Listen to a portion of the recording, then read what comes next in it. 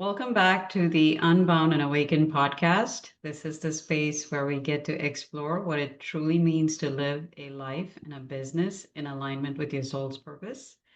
I'm your host, Poonam Pramnath, and today I'm joined by somebody who embodies what it means to blend modern strategy with authentic self expression.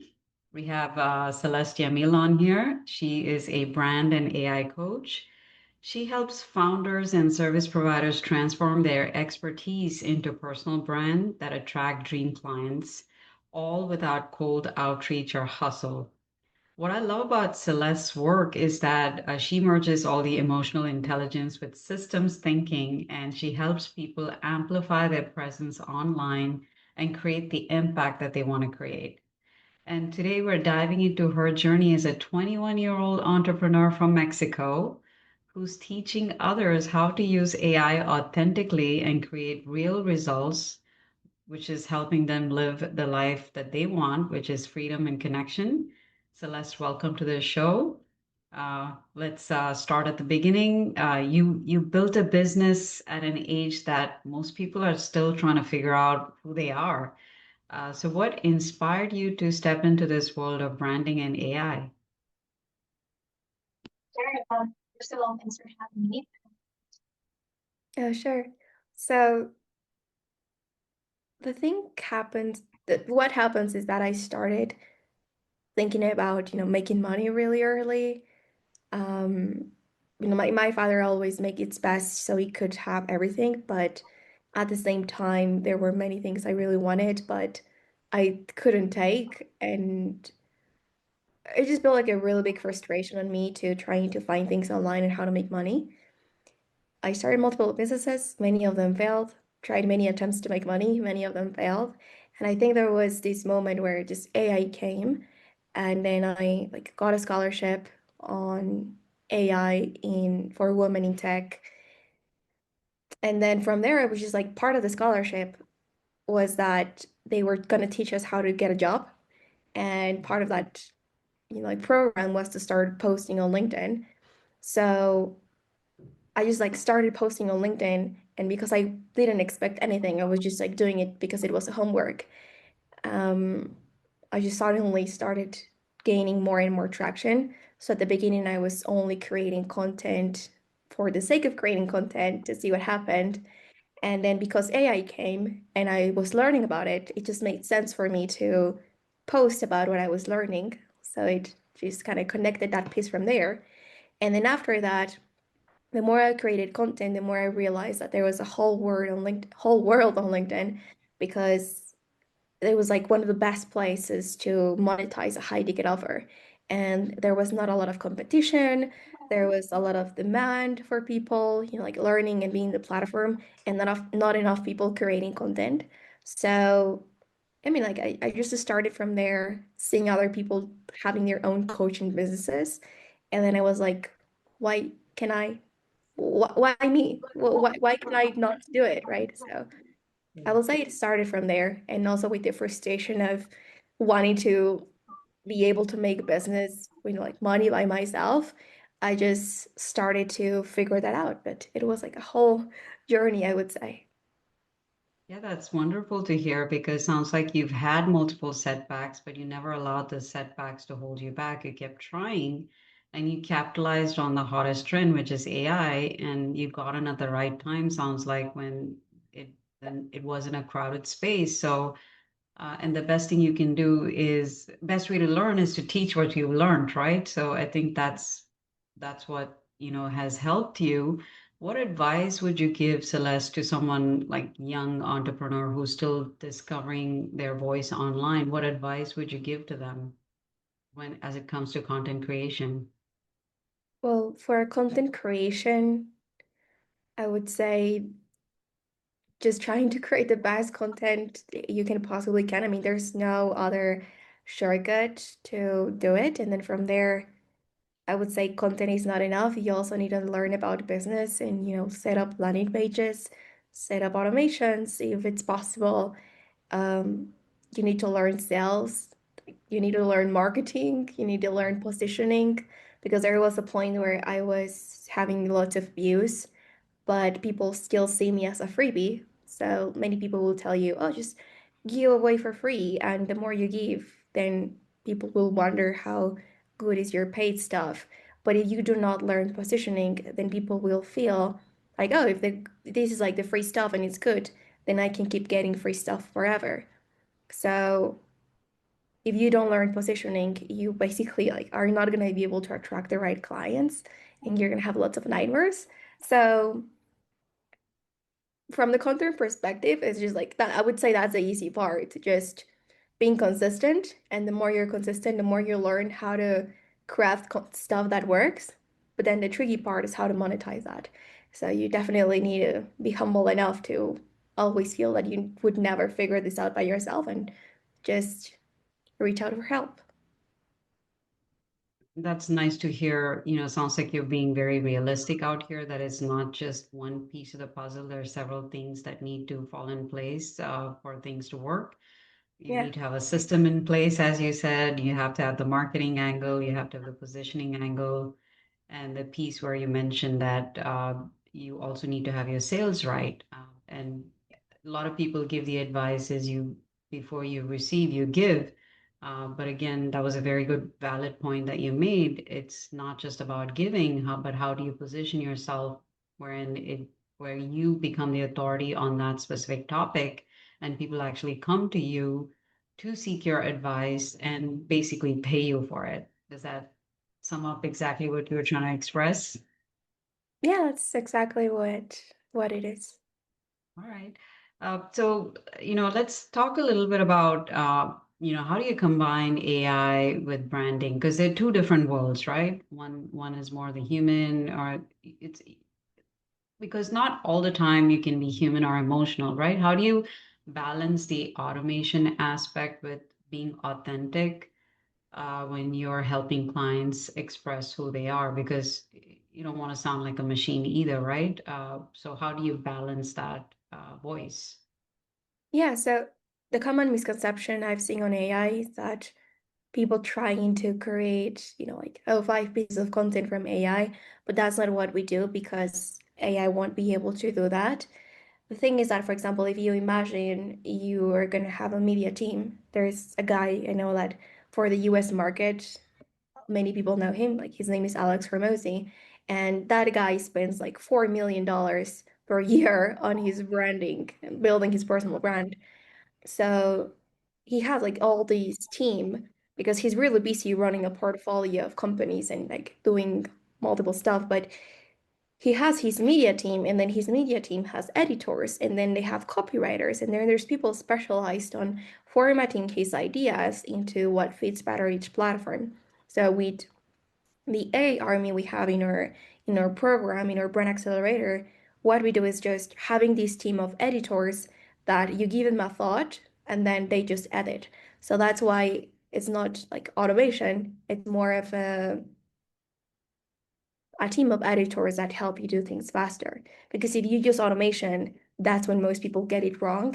And having, like having people applying to our program and then saying, oh, you know what, I just want to, like, I'm reaching out because I want to automate online content and like I don't have time. And then I need to pause and say, you know what, we're not a fit to work together because if you want to automate this thing, it's very likely you're just not going to win. Like, there's no way to win yet if you just like focus on automating stuff. Um, so that's the approach we take. That's good. So that means there's an aspect of personalization through the editing process that you mentioned that your team is doing, so the client's voice comes across authentic versus it coming from a computer, right? That's nice. And you also mentioned that the students that you've helped in your system, it's helped them attract their dream prospects that closes all the high ticket deals without the cold outreach. So just give us a quick high-level overview on what that transformation would look like for a client from start to finish. Sure, I mean, it's really different for everyone, and that's because the program I run, it's 101. So we have like this 11 different like courses, lessons that everyone needs to follow, but then from there it's complete full feedback that I give them, and that's why they can win faster. But then the way it would look like for everyone who's starting from scratch would be to first systematize the success of their content, because sometimes they're really good at sales, but there's no one reaching out or there's no one seeing their content. And if we don't fix the content first, then they are not going to have enough traffic to be seeing and to have people reaching out. So that's the first pillar. Then we focus on the conversions, which is okay, now you can get all the traffic in the world you want, but um if there is no system, if there is no funnels, if there is no like like messages, lead magnets, you name it, there's no way to convert that traffic and that attention into prospects and buyers. And then finally is that we focus on the clock.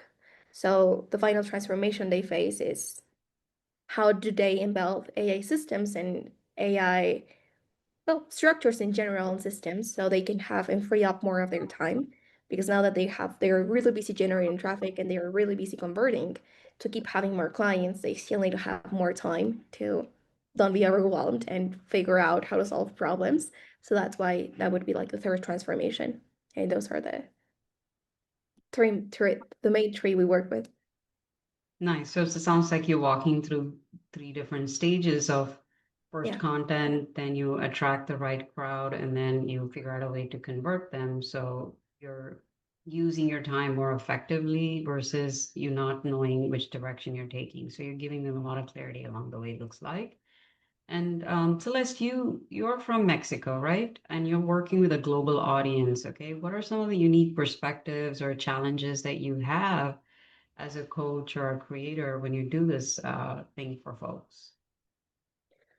Um, I would say like really, I haven't seen any challenges that I could say are like really wrong things that I would like to avoid.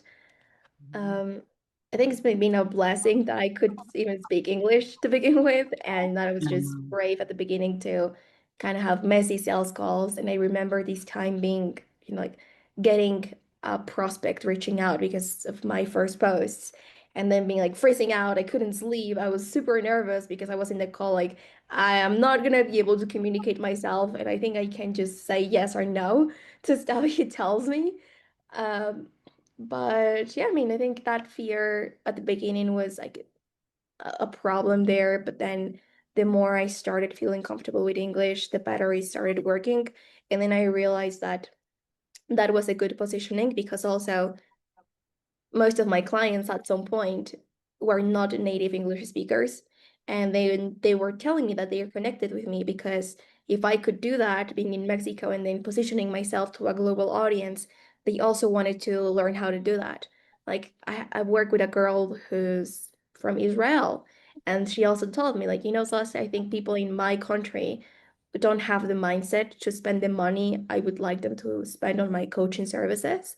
So I would just like to go global because different countries have different mindsets about you investing in yourself. And that's also true here in Mexico. Like the type of the ticket we work with, if I just give it to like any person, my friends and my family, they would be like, "You're crazy. Does someone actually pay for that thing?" But I would say it's just the cultural perspective of German people are like this. They take decisions like this. People from France, they take decisions like this. People from Dubai, this is what we do. It's just been really fun to see that how culture can shape your mindset and part of what you feel is necessary for success. That's amazing. It's incredible to hear what you just shared because that's the block that most people have because everybody always looks at their ecosystem and they make their decisions based on the ecosystem that's around them. But, just hearing from you, who has a global audience that you serve from different parts of the world, and this is very inspiring for somebody new whose English is not their primary language, and the fact that you are making it work sitting in Mexico, it's extremely inspiring to hear. Celeste, what is the mistake you think you may have made early on in your business journey that may have turned into your best, or rather your biggest lesson, something now that you teach your clients to avoid doing? What is that mistake? Mm, Mistake that I also teach my students to avoid? Yeah. Or, um, that's a good question. Would you say I get sent content in like business in general, or because I mean, there's lots of mistakes. Yeah, no, I mean, since we're talking mainly to do with content in AI, like pertaining to that, what would you recommend to avoid making as a mistake? So, from the content perspective, I would say the most common problem I see with founders we work with is that there's two types of content. There's a content that it's for conversion, and there's a type of content that it's for growth. At least that's the way I see it. And then, of course, you can go for multiple content strategies, and they will tell you many things. But at the end of the day, all of those different content strategies point to two directions, which is conversion or attention and growth. Mhm. And I've seen many people that want to build a brand, build a business, that they just focus on conversion content. So it's talking about my business and how we help and what I do. And then they don't create any type of content that it's more broad and that reaches like a bigger audience. And the what I get from there is they're telling me, oh no, you know what? Like I don't care about virality.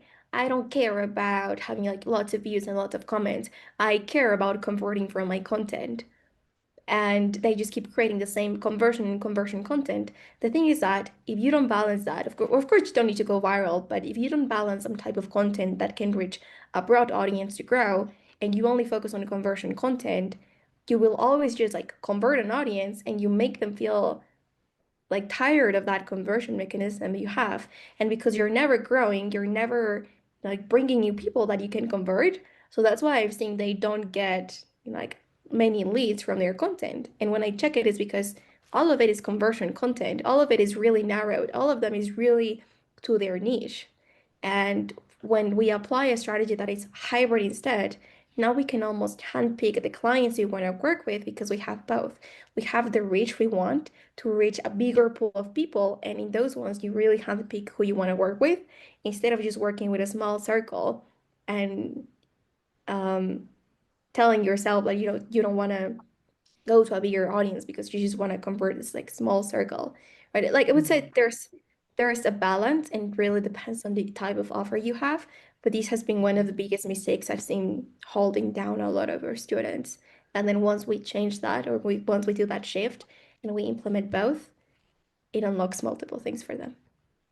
Oh, that's nice. Can you touch a little bit upon, give an example of what is a conversion content versus a broad content for somebody who may not understand that yet? Well, of course, like there's multiple strategies and like templates. There are inside the psychology, but to explain simply, it's just conversion content can be talking to your ideal client in particular. So, for example, some examples of broad content I can give, it's how 5 mistakes newbies do when they try to use ChatGPT. I know that many people, if they still use AI, they would find that interesting, right? Even if they don't want to build a personal brand, but they will find it interesting. And I also talk about AI. And then Hmm. another example of like broader and like more detailed type of content would be how a coach or a consultant can use ChatGPT to find clients on LinkedIn. That's a more specific pain point. And then, like pointing to a call to action, that makes it even more narrowed to this specific avatar we have. So you're saying to have a good mix of both to get as much traffic as possible, and then you decide based on the traffic coming Yeah, in who you want to work with. yeah. And the thing is that most people we work with or like when I check their content strategies, they know this concept. But for some reason, even if they know that, even if they've heard it multiple times, they just like they don't have it right. So there's really a need to kind of share that strategy with someone, like with a friend, or even better if there's someone who knows about the game. But I don't know, like if it's possible with a friend and they tell you that, because we're very likely biased of what we think can be broad content and more narrowed content. And I would say like 99% of our students, we always change and modify that content because they never get it right at the beginning, even if they know the concept. So yeah, that's a really big topic. No, that sounds good because maybe we can expand on it on another conversation someday. So, where do you see the future headed when it comes to AI? As you're preparing your clients and yourself for the future, where do you see all of this headed? Well, there's many perspectives of it, but definitely AI, it's gonna take on many industries. And there's this quote that, like it was really burnout. It's been burnout before, but just people saying that AI is not gonna take your job, just someone being able to use AI better is gonna do that. And I know that also people, like post about AI is not gonna take your job. But real thing is that I was working in a startup before, and the founder was really strong when he went to AI, and he really built on the whole HR department on an AI bot, like an AI agent. It was like just crazy to see that this agent didn't have any biases on hiring people. It was fair. It was, because sometimes a person can feel wrong that day, or they can have a bias about not liking this type of person. But that AI avatar was just completely fair with everyone who submitted their applications. And he ended up hiring some of the best people I've seen. Like, I mean, there was people from Microsoft and with PhDs, people he recruited, and all of them were there to work in a startup that wasn't even making money. And I was like, this is so crazy how you get this type of level of talent and level of system if you know how to use AI well. So I'm just saying that to point out the fact that many people are still skeptic if AI works and or if it doesn't work, or if they should use ChatGPT as Google. But while that happens, there's people that even 2 years ago were already killing it with AI. So there's definitely like huge opportunities to be made. And it should be definitely be something you should be looking at. Like it's like the Industrial Revolution when they bring on the machines, and then they thought machines were going to go out at some day, but they just came and reshape all our lives. It's just the same with AI. And the faster you can understand that, the more opportunities you're going to have to win. Yeah, it sounds like you are saying that you got to leverage whatever the technology that's there in front of you, and there's a lot you can do with it.